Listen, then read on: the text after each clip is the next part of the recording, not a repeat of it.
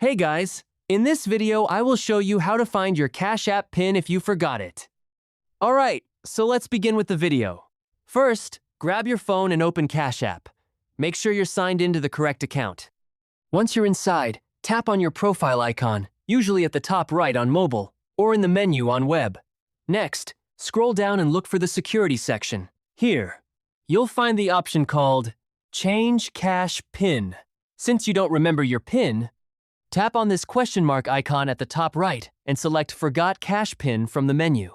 Cash App will then send you a verification code through your registered email or phone number. Enter that code to confirm your identity. Once verified, you'll be able to create a new 4-digit PIN.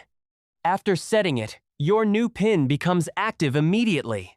It's important to note that for security reasons, Cash App does not show your existing PIN. You can only reset it.